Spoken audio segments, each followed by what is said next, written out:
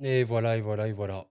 Bon, je crois qu'il faudra vraiment s'y faire maintenant. Cette blessure-là, qui est sûrement arrivée à Carvajal ce soir, ligament croisé très potentiellement.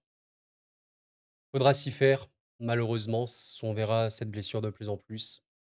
Des matchs de plus en plus nombreux. Quasiment aucune pause dans l'année pour ces joueurs.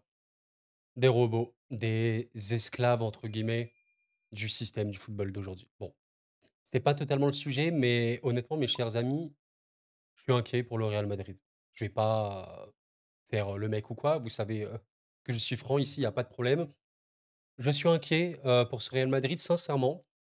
Il y a des raisons d'être optimiste, mais purée qu'il y a des raisons de ne pas être très optimiste. Et avant de développer mon propos, je pose directement la question aux supporters même du Real Madrid. C'est toujours différent quand on analyse d'une manière neutre et quand on est supporter. Évidemment, en étant supporter, il faut essayer d'avoir la lucidité pour voilà, voir aussi ce qui ne va pas. Parce que bon, là, évidemment, le Real Madrid a gagné 2-0 contre Villarreal, un match qui peut être compliqué avant la trêve et tout, ok.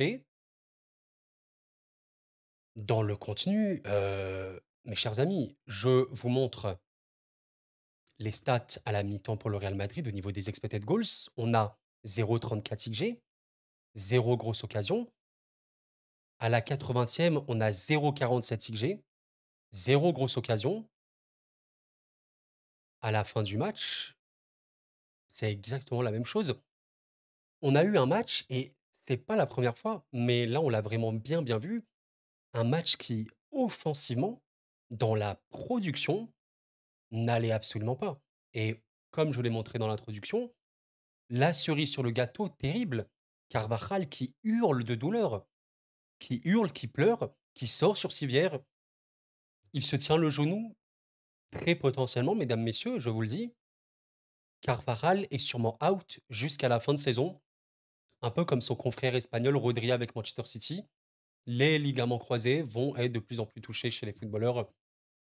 Je suis inquiet pour ce Real Madrid, pour une raison simple. Comment vous dire?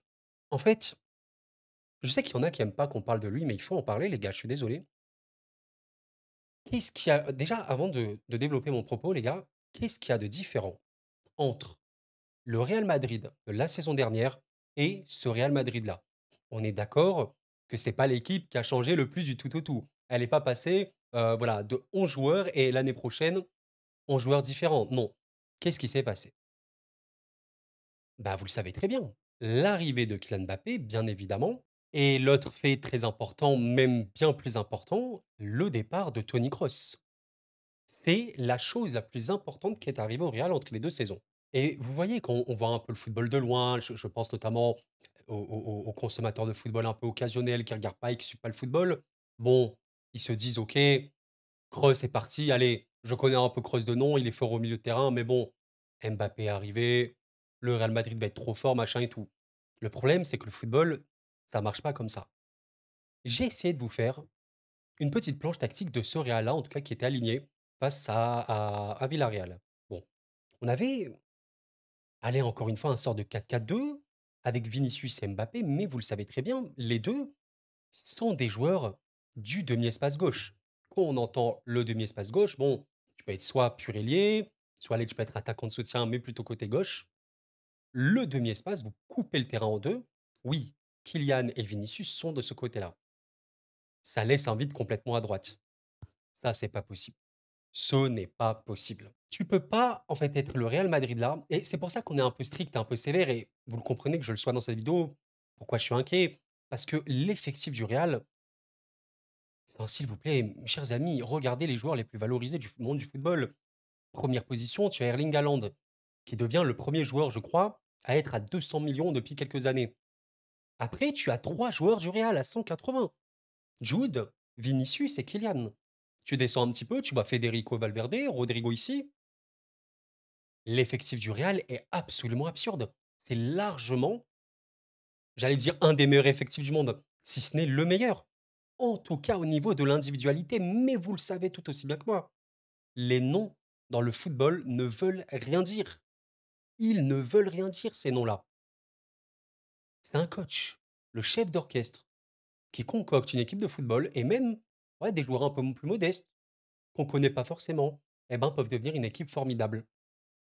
Parce qu'un coach, donc, a concocté quelque chose. Et bon, bah, je suis désolé, Ancelotti, en plus, voilà, si vous me suivez depuis quelque temps, vous savez à quel point j'aime ce coach. Franchement, peut-être mon coach préféré de l'histoire, je sais pas.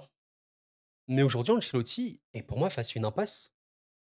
Tu veux faire jouer Mbappé, OK, mais Kylian et Vinicius, ils vont stat ensemble. Vinicius passe des pour Kylian, il y en aura. Mbappé passe des pour Vini, il y en aura. Mbappé qui va mettre 30, 40 buts par saison, mais il y en aura, il y a pas de problème là-dessus. Mais vous voulez stater, mais ils vont stater, les gars. Ils vont stat. Mais je pose la question aux supporters du Real et au Real Madrid. Vous voulez stat ou vous voulez gagner des matchs et gagner des trophées? C'est quand même le but du plus grand club de l'histoire du football, je pense. L'exigence du Real Madrid, c'est de tout gagner. Le Real, c'est un club qui, chaque saison, joue pour remporter absolument tout ce qui est possible de remporter.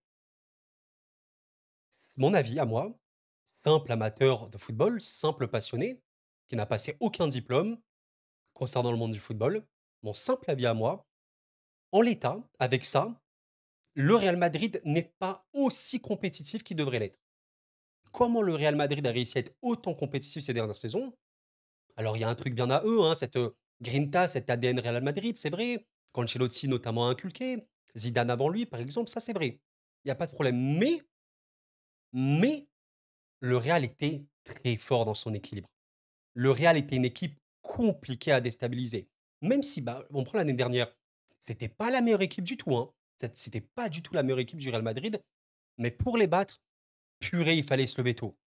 Ils avaient en plus la réussite sur leur surface, offensive et défensive, pardon pour le micro. Il y avait même à l'époque où Benzema était là, Benzema était l'efficacité offensive, Courtois était l'efficacité derrière. La saison dernière, Vinicius et même Rodrigo étaient l'efficacité offensive.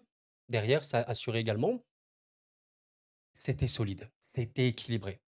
C'était une équipe qui pouvait se mettre dans des phases où tu sais accepter le fait de ne pas avoir le ballon, tu sais gérer tes temps faibles. Aujourd'hui, le Real Madrid, gérer ses temps faibles, j'y crois moins, même beaucoup moins. Gérer ses temps forts, également moins, parce que avec une telle disposition, avec un tel vide à droite, alors on peut changer de joueur et tout, tu es complètement déséquilibré, mais quand on évoque les points faibles, les temps faibles, pardon, d'une équipe, chaque équipe a des temps forts et des temps faibles. Vous vous souvenez, je pense, de City Real Madrid où le Real, l'année dernière, arrive à l'emporter au tir au but. Allez, il y avait un temps faible du Real, forcément presque tout le match, parce que City, c'est City, surtout à la maison. Le temps fort du Real, ils ont marqué. Mais le temps faible, regardez bien comment c'était aligné, regardez bien le travail notamment que faisait Bellingham à la récupération, au repli, même Rodrigo, etc. Vous le savez très bien, c'est pas possible avec Vinicius et Kylian Mbappé. Malheureusement, c'était pas possible. Et je pense que vous avez vu cette image qui a vraiment frustré bah, Bellingham, qui avait ragé ici. Cette image est parfaitement la définition de pourquoi c'est vraiment dangereux ce qui peut se passer pour ce Real Madrid-là. Malheureusement, c'est une vérité. Ben, tous les joueurs ont des défauts, c'est normal. Bon, Vinicius et Kylian Mbappé, aussi grands soient-ils, Vinicius risque de remporter le Ballon d'Or et il l'aura mérité, hein, honnêtement. Je suis pas du tout là pour vous dire qu'il mérite pas. Il a été exceptionnel cette saison. Il y a pas le moindre doute. Maintenant, il a des points faibles, ce mec-là, et clairement, ce n'est pas un joueur de repli. En vrai, il peut en faire, en vrai de vrai, mais globalement, il a pas une activité défensive.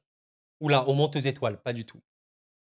Mais alors, son collègue Kylian Mbappé, c'est le néant, les gars. Sincèrement, malheureusement, c'est le néant. Et je peux vous le montrer rapidement sur Football Ref, hein, même si c'est pas le meilleur site pour mesurer ceci par rapport à Vinicius. Les stats sont merveilleuses, hein, il y a pas de doute. Maintenant, les statistiques, défensives, alors il tacle un peu quand même, mais c'est très léger, même très mauvais sur certains aspects. Kylian, c'est encore pire et je peux vous prendre un exemple bête et un peu concret. Le PSG, club que je connais un petit peu quand même, de Messi, Neymar, Mbappé. Si cette équipe a complètement plongé contre des énormes adversités des gros collectifs, c'est parce que notamment, il n'y avait aucun équilibre. Cette équipe n'en était pas une. Il y avait 3 joueurs offensifs qui pouvaient faire, le spectacle, tout ce que tu veux, machin, mais surtout que quand le PSG n'avait pas le ballon et quand le PSG était dans un temps faible, En fait, le PSG explosait, quoi. Le PSG explosait complètement et c'est pour ça que, ben, paradoxalement, regardez les noms. Messi, Neymar, Mbappé, sur le papier, c'est les meilleurs noms qu'ont eu le PSG, limite. Sur le terrain, c'était la pire équipe du PSG sous QSI presque. On n'était pas loin. Ça indique quand même quelque chose et c'est malheureux, mais j'espère que le Real s'est pas mis dans un sort de piège. Parce qu'aujourd'hui, si tu veux faire jouer Vinicius, Mbappé, Rodrigo, on l'évoquait de façon avant qu'Mbappé rejoigne l'équipe. Tu peux, OK, tu peux, mais tu auras toujours le jeu qui va basculer côté gauche. Toujours. Parce que Mbappé, naturellement, tu peux pas chasser le naturel. Tu vas te mettre côté gauche avec Vinicius. Vini et Mbappé se marchent sur les pieds, vous le voyez bien. Donc, c'est quoi la solution? Ben, ne pas recruter Kylian? Honnêtement, on rigole, mais ça aurait été une solution. Oui, Kylian, dans l'absolu, il peut faire une immense carrière au Real Madrid, il y a pas de problème, bien sûr. Maintenant, pour moi, Vini ou Rodrigo devront partir. Alors peut-être que vous êtes pas d'accord avec ça, vous me dites un petit peu? J'ai quand même beaucoup de mal à imaginer Vinicius, Mbappé, Rodrigo comme attaque du Real Madrid, à part si Kylian devient un pur vrai neuf. Mais il y a eu quoi avant Kylian? Benzema. Est-ce que vous avez vu le jeu de Benzema en tant que numéro 9 au Real Madrid? Un génie du football, un des meilleurs neufs. Allez, j'allais dire que connu le football, mais pourquoi pas? En plus, un neuf assez atypique, limite faux neuf, neuf et demi, comme on aime bien dire, qui savait tellement, tellement être important pour la construction de son équipe. Exceptionnel le joueur. Purée, mais Kylian, ce n'est pas ça. Ce n'est pas Benzema. Mais Kylian, ce n'est pas Haaland non plus.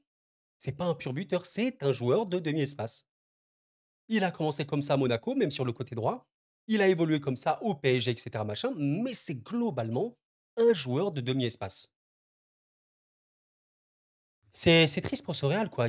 Ils peuvent tellement, tellement, tellement, tellement et tellement être forts, mais en l'état, là, je ne sais pas. Je suis un peu inquiet. La charnière centrale Rudiger Tchouaméni qui peut être reconduite, hein, je pense que ça peut être cool. Je suis pas tant inquiet pour ça. Quand on dit que le Real défend mal, pourquoi on a l'impression qu'ah ouais, le Real derrière, ça va pas, ça défend un peu mal et tout. Mais pourquoi on dit ça, les gars? Parce que la structure globale n'est pas bonne. Le bloc bas médian du Real Madrid n'est pas bon, notamment parce que bah, le repli offensif n'est pas bon, donc ça laisse facilement les offensifs adverses casser la première ligne du Real. Et globalement, le Real n'est pas une équipe qui peut défendre avec ces profils de joueurs-là. Bellingham, même Valverde, même Camavinga, enfin tout ça, c'est des joueurs qui globalement sont offensifs.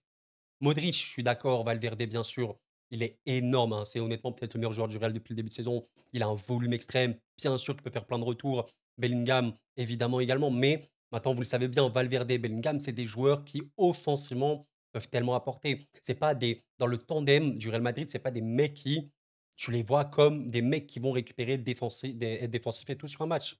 Ce n'est pas ça ces joueurs-là. Et voilà, sur ce match-là, bah, tu mets 2 buts de fou, mais c'est 2 buts extérieurs de surface. Regardez un petit peu les XG, s'il vous plaît, mes amis. Valverde 0,02. Concrètement, ça veut dire qu'il avait 2 de chance de marquer, vous vous rendez compte? Vini, 5 de chance de marquer. La qualité de la frappe est exceptionnelle, hein, 0,90, c'est, une frappe parfaite. Lucarne, inarrêtable. Honnêtement, 0,90 XGOT, je me demande limite si c'est pas la valeur la plus élevée pour une frappe cadrée. C'est, la note maximale limite qu'il peut avoir. Ouais, bah, qualité exceptionnelle de Vinicius, on le sait. Dommage quoi, dommage et purée, ce Real a tellement de qualité. Il aurait tellement à gagner à mettre Arda Güler, pourquoi pas plus titulaire, quoi. Tellement de qualité à le mettre, Endrick même, pourquoi pas? Endrick, pourquoi on a l'impression qu'Endrick fait des meilleurs matchs qu'Mbappé à votre avis, les gars? Parce qu'Endrick a plus quand même ce côté neuf, il marche pas non plus sur les pieds des ailiers. Ouais, c'est différent et en plus, vous avez vu que le jeu d'Mbappé, il peut très, très souvent être arrêté sur le terrain, à demander le ballon au lieu de prendre la profondeur. Quand il est, sur Vinicius, il fait une passe sur lui, il se colle complètement. Parfois, ils sont tous les 2 longs de ligne, enfin ça va pas du tout et ces 2 joueurs sont formidables, totalement individuellement, c'est les meilleurs joueurs du monde, hein. Ah, c'est sans débat, je pense que depuis quelques saisons maintenant, ça se voit, c'est largement parmi les meilleurs joueurs du monde. Ça suffit pas pour faire une équipe. Malheureusement, ça suffit pas pour faire une équipe. Bon, mes chers amis, c'est la fin de cette vidéo. Vous êtes d'accord ou pas? On en discute tranquillement, il y a pas besoin de s'énerver, on est là, des gens civilisés, on parle et on discute. Ouais, je suis inquiet. Le classico arrive bientôt, ce sera un moment important, même si voilà, c'est toujours des matchs spéciaux, mais en tout cas, pour conclure, vous me posez la question, Koro, est-ce que je pense que le Real est compétitif? Oui, dans l'absolu. C'est le Real Madrid, Si tu as des tels joueurs et que tu n'es pas compétitif, non, tu peux pas. C'est oui, le Real est compétitif, bien sûr, et gagnera la plupart de ses matchs. Bon, maintenant, est-ce que le Real Madrid est autant compétitif que la saison dernière à minima? Non. Pour moi, non. Équipe plus déséquilibrée, moins bien structurée, qui se marche un peu sur les pieds offensivement, qui peut être bien faible dans ses temps faibles et moins fort dans ses temps forts. Je peux pas résumer mieux ma pensée sur ce Real Madrid-là, qui a un potentiel de fou, mais en l'état, soit Ancelotti fait des choix forts et on pourra parler un peu plus d'Ancelotti concernant sa tactique et tout, qui je trouve est un peu dépassé. On est dans un foot moderne où tu joues énormément sur les côtés également, un 3-2-5 énormément. Je vois un peu moins ça avec le Real Madrid. Tu as des joueurs comme Arda qui devraient limite être titulaires, hein, dans ce système-là. Voilà, il y a vraiment de quoi. On pourrait en reparler, mais bon, bref. Vous me dites un petit peu, hein, votre pensée vis-à-vis de ça. Et voilà, d'ici là, mes chers amis, je vous souhaite une excellente soirée, excellente journée. Prenez soin de vous, c'était Koro. Et la paix sur vous.